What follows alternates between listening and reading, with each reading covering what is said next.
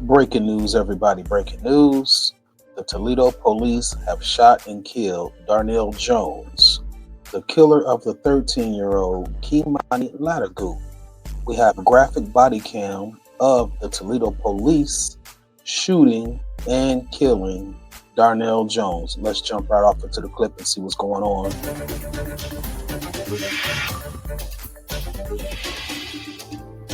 Dude, show me your hands right now. Pull your hand out of your. I swear to God, pull your. We're tracking new details in the death of Kei'Mani Latigue, the full unedited body cam video as police find and shoot the man they say killed her. What it shows happened just before an officer pulled the trigger. Plus, we get answers from Toledo's top cop. We were able to develop information and leads, and as sad as it is, recover her and bring some closure to the family, to the community. The investigation into the abduction and murder of the 13-year-old girl continues. The full uncut interview with Toledo Police Chief Mike Trenley. Political officials are going to have to step up. The local organizations, nonprofit and private, the businesses are also going to have to step up, because at this point, we should have been doing this a long, long time ago. We just can't wait to make this happen and make it better for these kids out here. The call for answers and justice continues as our community mourns the death of 13-year-old Kei'Mani Latigue. Her family is remembering her life as she would have celebrated her 14th birthday this week, and her father remains in the hospital, shot by police and charged with killing her. Here's how the story has unfolded. Toledo police posted the alert that Kei'Mani was missing on Tuesday, March 18th. It was just after 4 p.m. She was last reported at her grandmother's home on Elm Street in North Toledo. The next day, WTOL 11 spoke with the teen's grandmother, Dorothy Latigue. She's also Kei'Mani's legal guardian. She said she came home from work Tuesday morning, found Kei'Mani was missing. She called her school before making a report to TPD. By Friday, March 21st, family, friends, even strangers came out to North Toledo to search for Kei'Mani. Her mother, Tiara Caston, was there from Cleveland. Kei'Mani's dad, Darnell Jones, would be charged with abduction on Sunday, March 23rd. Court documents show he was the last person with her before she went missing. Then on Monday, March 24th, police found a body inside a home on Miami Street in East Toledo. The Lucas County Coroner's Office would later identify the remains of those of 13-year-old Kei'Mani Latigue. Her time of death was 12:19 p.m. Jones would be charged with murder that same day, and Columbus police tracked him to the city on Tuesday, March 25th. It was then that officers ended up shooting him and finding a gun at the scene. In a moment, we'll show you the unedited body cam video of this encounter. We do want to warn you, the video is graphic. There is profanity. You can see Columbus police identify Jones walking in the short north. They approach him. He says he wants to die, ignores police commands, appears to move his hand in his pocket, and then is shot. You're going to see two views, one from the officer who shot Jones, and then it switches to another responding officer whose body-worn camera better shows what happened next. Viewer discretion is advised.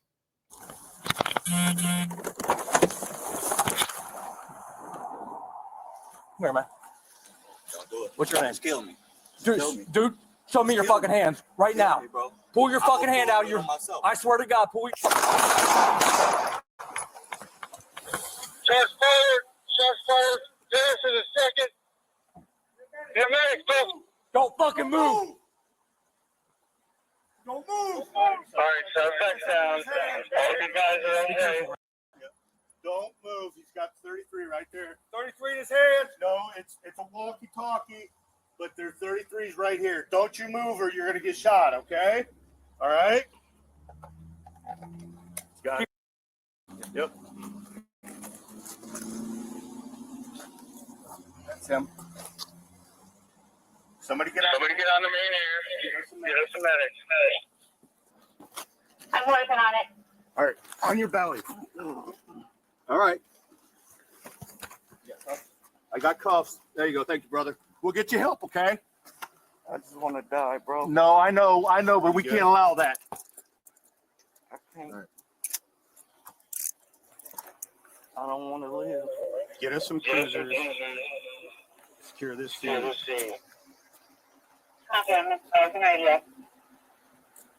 All right, who fired?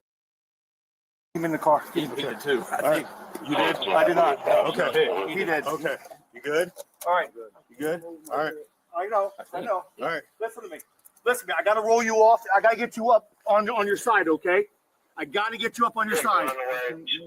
I got you. All right. Where do you hit at, bro? I don't know. All in my leg. All in your leg. He's all hit right here. I know. He's hitting his arm once. Oh, my God. You need a medic here now. Where's your they're coming, okay? We got him. He's hit once in the arm. All right. He's hitting the side here. Yep, you're hitting the side. Okay. You're gonna be fine. Hey, look.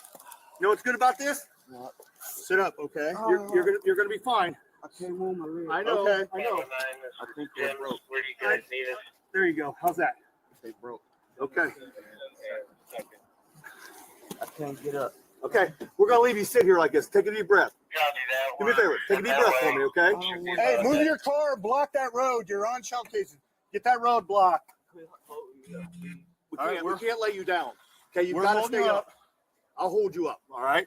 You just relax. Lean back into there. There you go. You're going to be fine. Listen, hey, nothing's ever that bad, all right? It is. Okay, well. Darnell, right? Do you have anything else on you? Do you have any more guns? Yes? Where's the guns at? Where's the other gun at? I don't. Darnell. Hey. Sorry. Darnell. Do you have anything else on you? Yeah, you said you had a gun. I don't. I think he's just fading. I don't know. Nope. Just stay back, okay, please? Stay back. Hey. Okay. Okay. We're making good witnesses. You're fine, ma'am. You're fine. We got to get him searched. The medic's going to take him. I know. Hey, you guys just go chill somewhere else.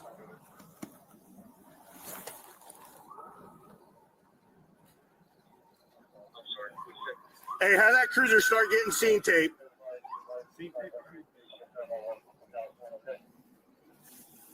Let the medic in. Step back. They're fine. It's fine.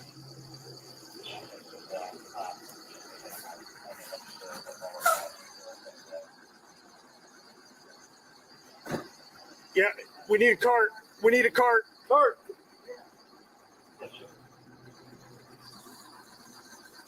Oh no, stay with me, bro. Keep talking to me, guys.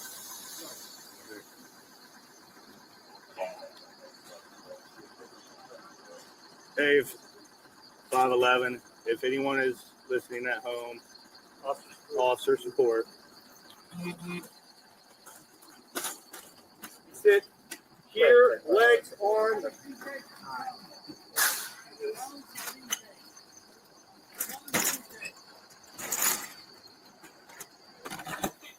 Which way do you want his head? Here. Right there. Okay. Up. You need him out of the cuffs? Yeah, we're gonna need him out. All right. We're gonna. Hey, listen. We're gonna roll you over one more time. All right. Gotta get those cuffs off you. See, relax. Clean up. There you go.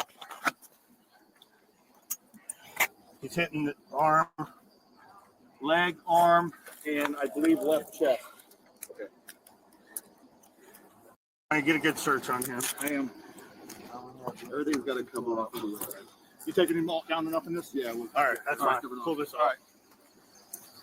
Cut the cuff off. Cut your belly. You have to help us lift? Yep. Grab one, grab the head. 1, 2, 3. Down. We're down. Hold on. Just stare. All right, I'm good. Hey, don't move your arm. I know it hurts. They're going to help you, okay? I'll kill you shooting in the head. Well, we're not trying to hurt you. We're not trying to kill you. Off my arm. No, we're not going to take it off your arm, okay? They're going to cut it off in just a second. Jones was due in court on weapons charges in Columbus, but did not appear because he remained in the hospital as of Thursday, March 27th.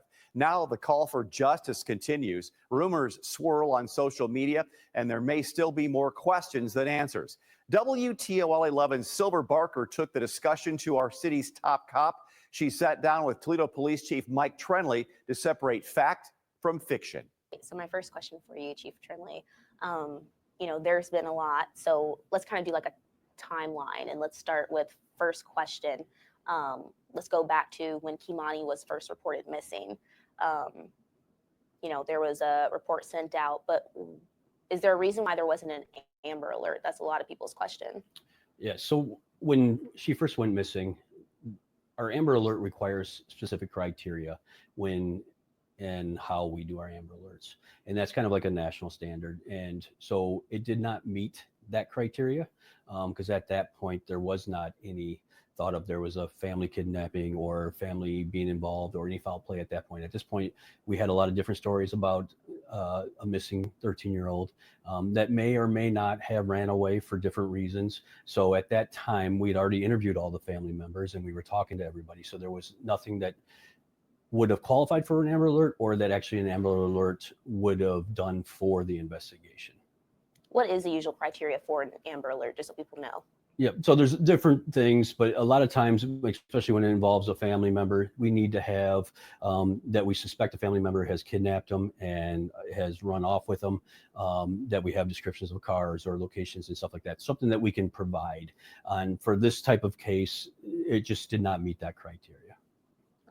Now, my second question for you, TPD received a tip. You guys received a tip about the body that was found in that house. That's how you guys first found out about it being there, correct? I'm not sure what you're talking about, actually. Which tip? You guys received about the body being found on Miami Street in the house. There was a tip that you guys received, or was it anything in the report? It's mentioning that you guys were notified, and I believe it went to the detectives' work as well. There was communication and messaging through, was there a phone call or anything, or Crime Stoppers? Was there anything sent out? How did you guys find out about the body inside the house? Through detective work, really. So, so through some interviews and some investigating. At this time, I can't disclose why or how, because it's still very pertinent to the investigation. And at this point, we're not ready to talk about that aspect of it. But yes, it was our detectives doing a great job interviewing and investigating and following up on some leads that got us to that location. Now, going to the body when it was reported that it was found in the house, when lots of people found out and it spread in the community, people showed up very soon right after that while you guys were there doing your work. There are a lot of people live streaming on their phones, showing it and kind of just talking about it in general. There's a huge presence there. I mean, we saw it. I was there that day. Did that at all impact your guys' work there while you were doing that? Did it affect how you guys were doing? I mean, could you guys have done anything differently there if people weren't there, you know, yelling, shouting? What? No, obviously, anytime you add a little bit of chaos to a scene, that makes it a little bit harder for us to do our job. But, you know, we're prepared for that. So we have officers that can contain the outer perimeter and make sure that no one gets in. And then our detectives, they're focused on their job. They're going to do their job, whether there's people watching or not. So they're still going to be able to do it. It's just the outside officers being involved more and trying to maintain, you know, as you just said, a very highly agitated scene for good reasons, right? But the reality is it doesn't affect the investigation itself. It just makes it a little bit harder for the officers on the scene to maintain that perimeter. Do you have any idea how many of your officers were out there that day? I actually don't know how many we had deployed out there that day. I know we had a lot of detectives, roughly 10 to 12 detectives that were on scene. As far as the outer perimeter for the number of patrol officers on scene, I don't know that number. Now, moving on to Darnell Jones, he's in the hospital currently, and that's where we're kind of at with that situation. But I know that yesterday you mentioned in an interview that you guys sent detectives down there for questioning. Has he confessed to anything? Has he confessed previously before then? What are you guys getting? So we did send detectives down and interviewed him in his hospital room. We made progress there. So we have some things that we're going through at this point. Once we get all the information that he provided that we've gathered, we'll meet with the prosecutors. We'll walk through that timeline with the prosecutors and decide with their guidance on the charges that will be filed. And then at that point, we'll talk about, what charges are going to be out there. We'll release that information. But right now, we did talk to them. We are moving forward. I would say we're in a pretty good spot investigatively anyways on moving forward with this case. Speaking of charges, on Monday, we read in a report that he was charged with third-degree felony of abduction. At this point, what charges are we still looking at? Do you happen to know? Is that charge still there, and is a murder charge as well? So, as my understanding right now is the murder charge is added and the abduction charge is still there, but that's right now, those are the only charges that are out there.